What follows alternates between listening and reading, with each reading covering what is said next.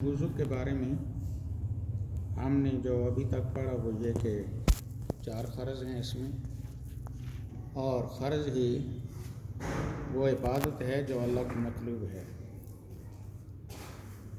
اور اس فرض کو مکمل کرنے کے لیے اللہ رب العزت نے خصوصی مہربانی فرمائی اور فرمایا کہ فی رسول اللہ اسوۃ حسنہ، کہ میرے محبوب کا جو طریقہ ہے فرض میں اس کو اپناؤ اور اس کے مطابق رہو۔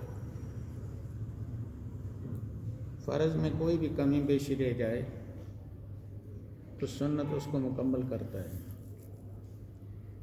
سنت کا مقصد یہ ہے، سنت کوئی نبی پاک کی عبادت نہیں ہے، اللہ کی عبادت ہے، لیکن حضور نبی کریم صلی اللہ علیہ وآلہ وسلم وبالمؤمنین رؤوف الرحیم، چونکہ بڑا نازک معاملہ ہے فرض کا، اس لیے کوئی امتی ایسا نہ رہے جو کوتاہی کر جائے اور جو عبادت آگے کی، کیونکہ ساری عبادت کا اور عبادتوں کا دار و مدار اور اللہ کے ساتھ یکسوئی کا دار و مدار پاکیزگی پر ہے، تو وہ نہ ہو جائے۔ اس لیے پھر آپ صلی اللہ علیہ وسلم نے فرض کے بعد 7 تاکید فرمائی کہ آپ نے ایسے ایسے کرنے اور کر کے دکھایا۔ لہٰذا وضو کرتے ہوئے ان 4 فرض کے ساتھ وہ جو سنتیں ہم نے پڑھی ہیں اور بتائیں آپ کو، اس کا بہت خیال رکھنا ہے۔ ان سنتوں میں 3 دفعہ اعضاء کو دھونے والے اعضاء کو دھونا ہے، لیکن مسح ایک ہی طرف ایک ہی وقت میں ہے، کیونکہ مسح میں مبالغہ نہیں ہے۔ مسح کا معنی دھونا نہیں ہوتا، مسح کرنا ہوتا ہے۔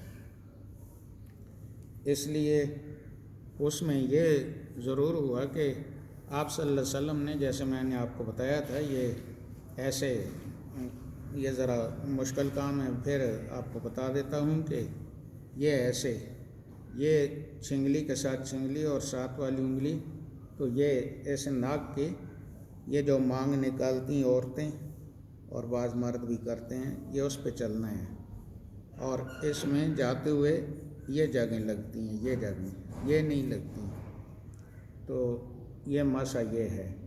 لیکن سر پر اگر پگڑی یا ٹوپی ہے تو اس کو اتار لیں، اس کے ساتھ سنت پر عمل کرنا مشکل ہے، اس لیے یہ ایسے جائے گا، یہ جگہ نہیں لگیں گی، پیچھے تک جائے گا،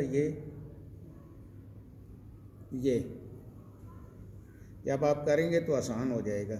اب یہ جو جگہیں رہتی ہیں واپسی پر یہ لگتی ہیں، ایک دفعہ پیچھے پھر آگے آ کر چھوڑ دینا، آگے آ کر ملنا نہیں ہے، یہ سر کا مسح ہے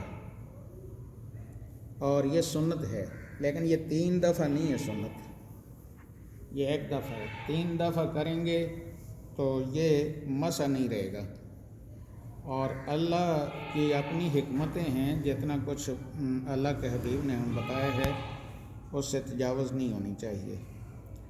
باقی کان کے اندر انگلیاں چھنگلیاں ڈالنا یہ مستحبات وضو میں ہے، اور پھر اس کے بعد یہ انگلی دونوں ادھر رکھ کر، یہ انگوٹھا ادھر اس کے پیچھے، تو اس کو بھی مسح کرنا ہے، اس کو کان مروڑنے نہیں ہے، اس کو مسح کرنا ہے، ایسے یہ کر دینا ہے، اور پھر گردن کا جو مسح ہے وہ صرف یہ انگلیاں یہ لگانی ہیں۔ اس پر کافی گفتگو بھی ہوئی کہ آدمی کئی بیماریوں سے چھٹکارا بھی ہوتا ہے، اور غیر مسلم مان دیا کہ آدمی پاگل نہیں ہوتا جلدی۔ اور پھر اس کے بعد جو اس کا مسح ہے ہاتھوں کا، یہ دیکھیں، یہ پہلی میرے ہاتھ ایسے بنے ہوئے ہیں، یہ کرنا پڑتا ہے، اور یہ آپ خود ہی اتفاق سے نہیں ہوتا، یہ باقاعدہ ایک اس کو ہم نے ٹریننگ کرنی ہے۔ یہ آ گیا، یہ آیا ایسے، ادھر سے دیکھیں میری انگلی یہ چھینگلی کے ادھر لگی ہوئی ہے، اور ادھر سے دیکھیں یہ جگہ اٹھی ہوئی ہے یہ. اب ادھر سے جب ہم واپس کریں گے تو ایسے کریں گے، ایسے یہ اس طریقے سے ادھر یہ آپ دیکھ رہے ہیں، ادھر سے ہم لائیں گے، ادھر سے ادھر دیکھیں چھنگلی ادھر سے آ رہی ہے، کوئی جگہ چھوڑ نہیں رہی، پھر اس کو ایسے. یہ اس لیے بتایا ہے تاکہ ہمارا جو کونی سمیت ہاتھ دھونا فرض ہے اس میں کوئی کسی قسم کی کمی کوتاہی نہ رہ جائے. ایک بال بھی اگر خشک رہ جائے تو وضو نہیں ہوگا. باقی یہ ہم نے ٹوٹی کے نیچے اور پانی کا میں نے بتایا کہ پانی بڑی احتیاط سے استعمال کرنا ہے. یہ آپ نے ٹوٹی کے نیچے اس کو رکھنا ہے اور اوپر سے پانی کوزے کے ساتھ یا ٹوٹی کے اندر رکھ کر آپ نے کیا. ٹوٹی میں پانی تھوڑا رکھیں، پانی ضائع نہ ہو. یہ پانی ضائع کرنا جو ہے نا اپنی عبادت کو کم کرنا ہے. اپنی عبادت میں وہ برکتیں جو ہوتی ہیں وہ ختم کرنی ہیں. اس لیے پانی اگر نہر بھی ہو تو اس کو آپ نے غلط استعمال نہیں کرنا. یہاں تک آ گئے، یہ آ گئے، اس کے بعد آپ یہ آ گئے، یہ پانی اوپر سے پڑ رہا ہے. اب ادھر سے موڑ کر یہ انگوٹھا ادھر جائے گا.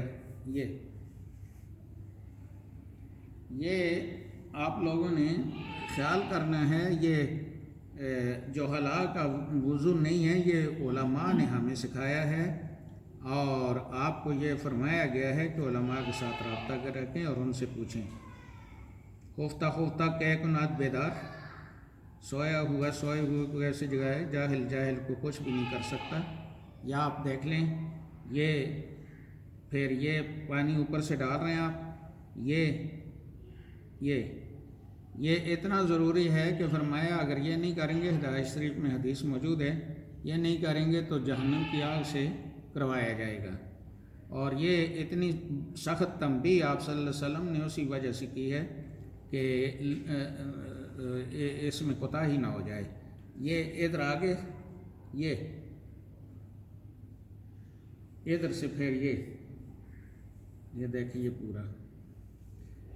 تو یہ ایک دفعہ ایسے آپ نے کر لیا ہے، پاؤں دھو کر پاؤں دھوئے ہیں، پھر احتیاطاً نئے سرے سے اس پر ڈال کر اس پر نہیں ڈالنا پانی، نئے سرے سے پانی ڈال لیں، احتیاطاً ڈال لیں یا ٹوٹی کے نیچے پکڑ لیں.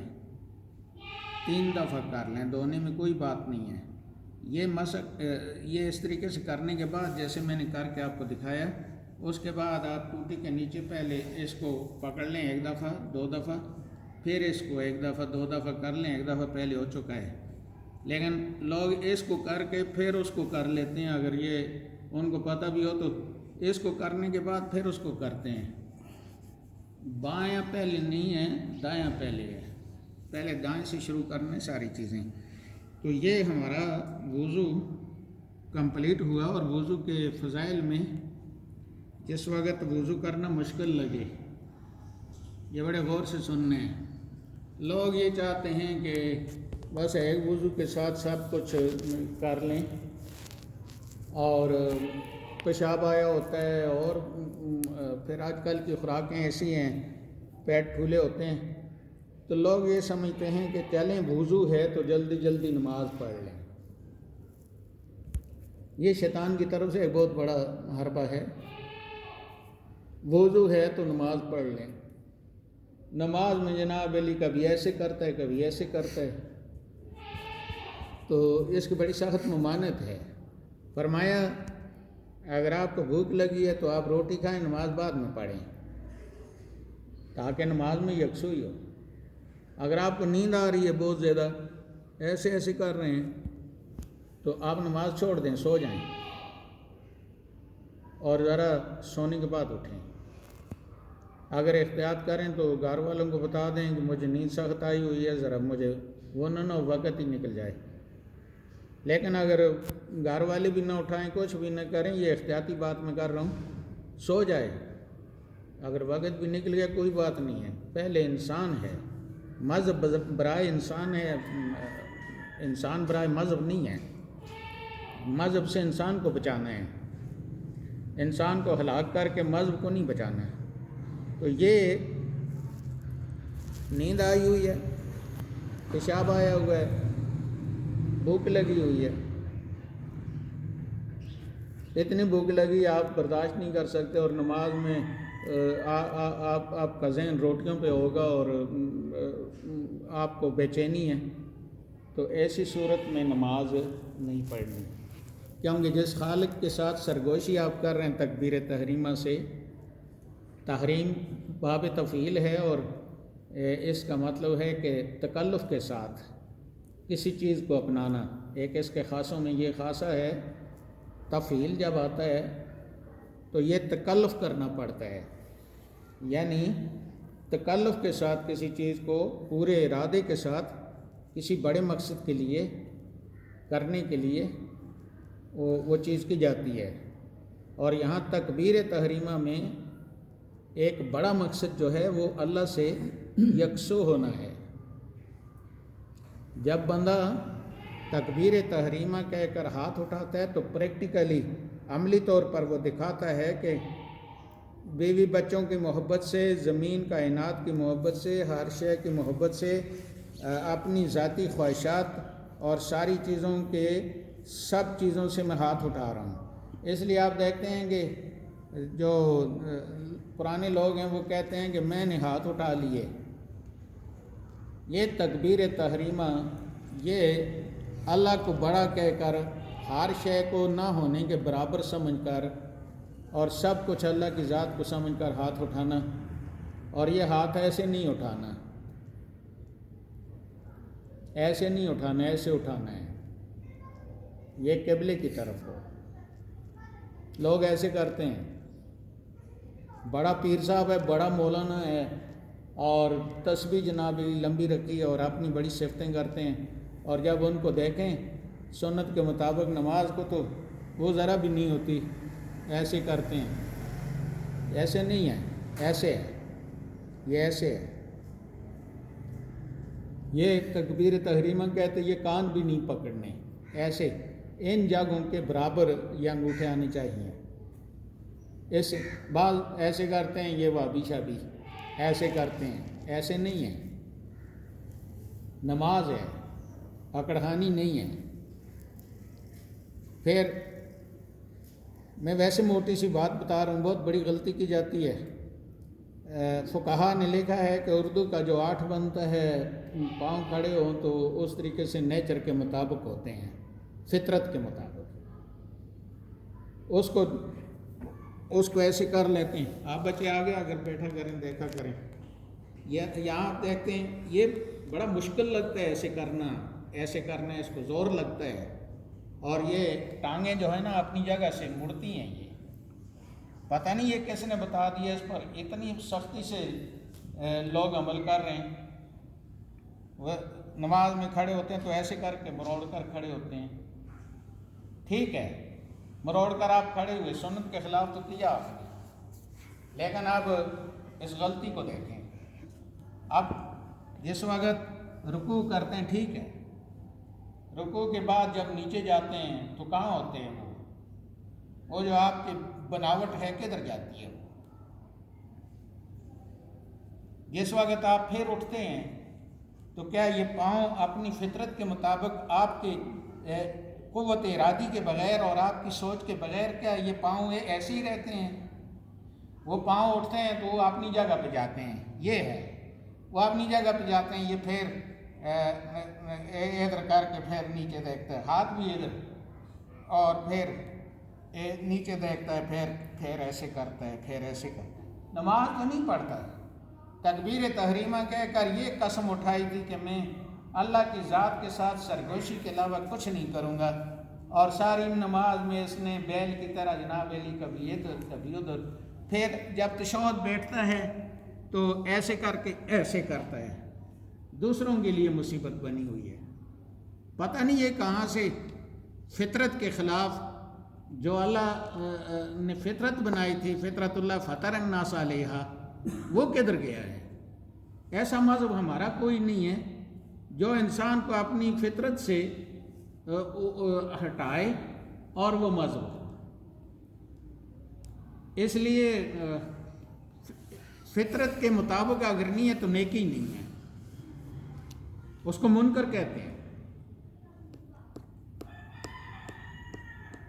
عرف نیکی ہے، معروف نیکی ہے، اور برائی کو منکر کہا گیا۔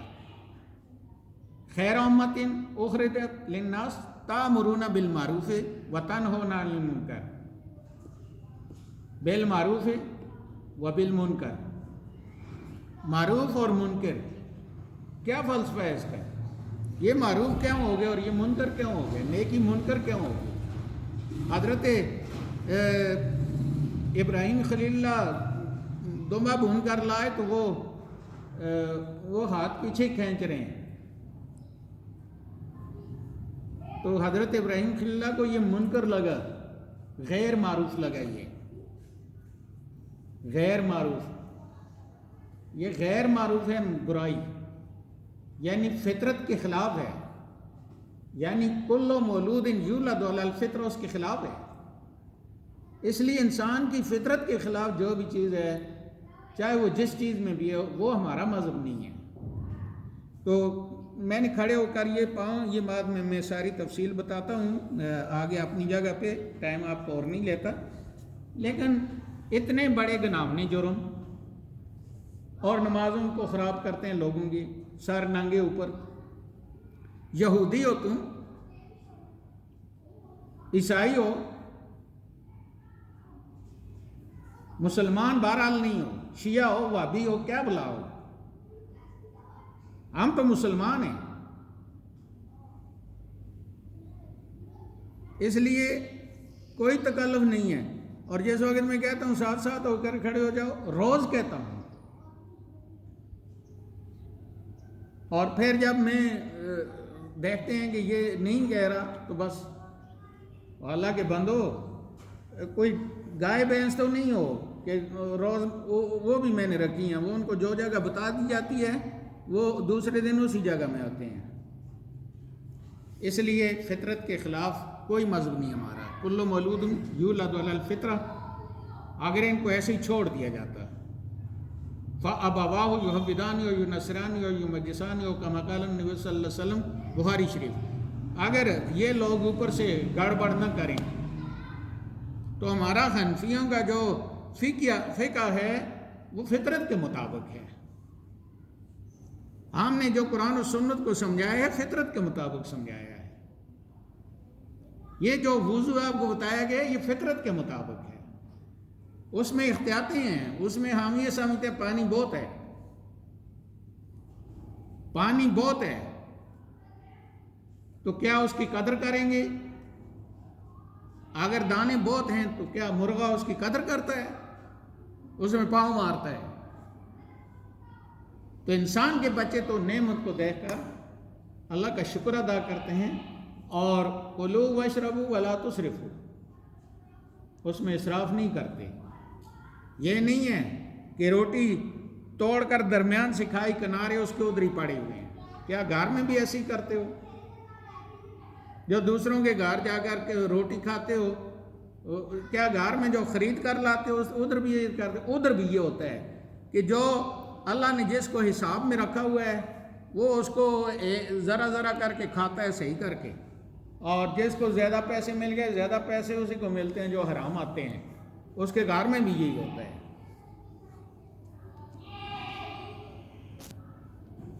آدھی کھائی، آدھی ادھر پڑی، آدھی ادھر پڑی ہے۔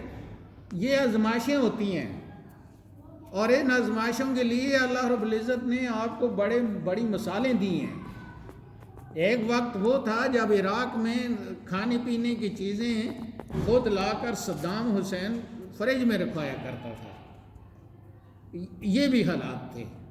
بغداد میں زنا کی منڈی تھی، جب میں سعودیہ میں میرے ساتھ جائے تھے، انہوں نے، وہ تو دنیا دار لوگ، انہوں نے کہا جی وہ بغداد جو ہے وہ منڈی ہے، تو میں نے کہا پھر جلدی کافر آئیں گے اور ماریں گے۔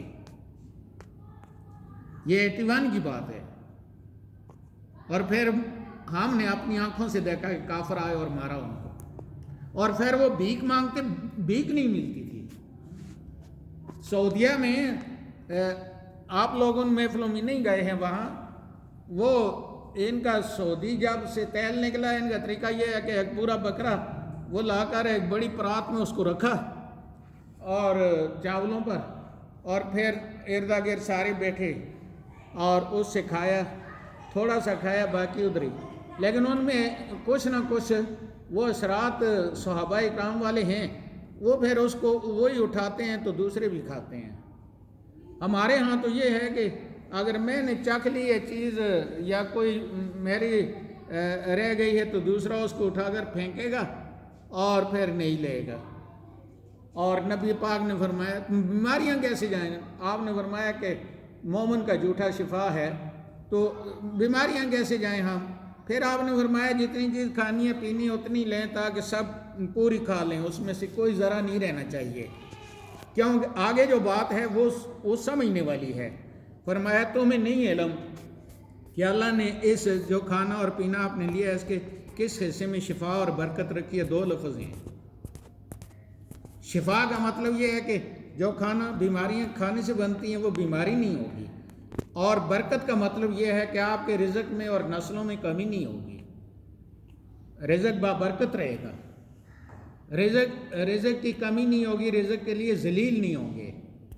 رزق اللہ تعالیٰ دیتا ہے، اس کی نعمت کا شکریہ ادا کرو نا.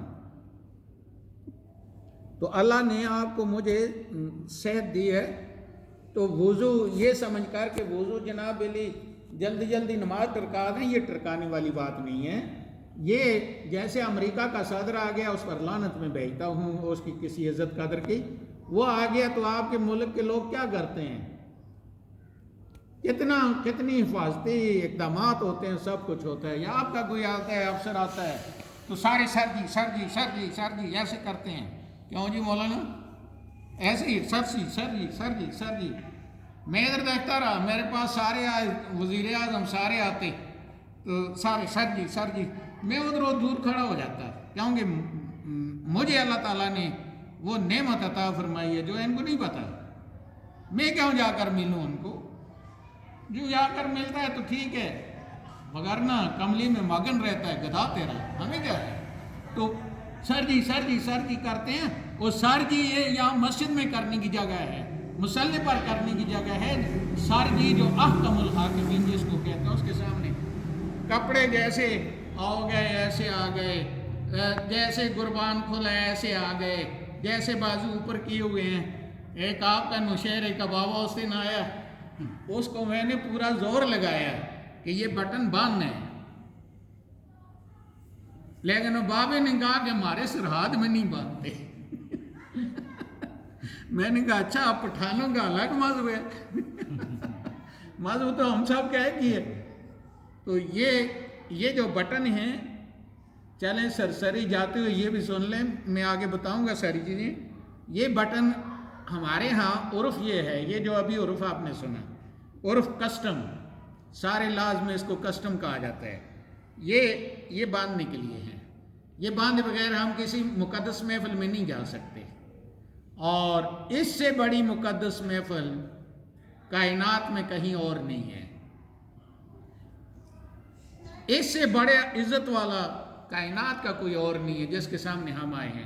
اگر یہ بٹن اس علاقے میں نہیں باندھا جاتا تو یہ باندھ کر نماز مکروہ ہے، اور اگر یہ باندھے جاتے ہیں تو یہ کھول کر مکروہ ہے. یہ لوگ شلوار لمبی بنا لیتے ہیں، پھر اس کو ادھر دیکھتے ہیں، پھر اس کو ایسے کرتے ہیں، یہ مکروہ ہے، خلاف وضع. کیوں جی؟ خلاف وضع باب ہے فقہ کا کہ خلاف وضع نہیں ہوگا نماز میں. اللہ کے سامنے جہاں بھی ہم جائیں گے خلاف وضع نہیں ہوگا، کیونکہ خلاف وضع ہم منشی کے دفتر میں نہیں جاتے کہ لوگ آر محسوس کریں گے. تو احکم الحاکمین کے دربار میں آ کر خلاف وضع کیوں؟ خلاف وضع سمجھتے ہیں جو چیز وضع کی گئی ہے جس علاقے میں جس چیز کے لیے بنائی گئی ہے اس کو اسی کے لیے استعمال کیا جائے گا.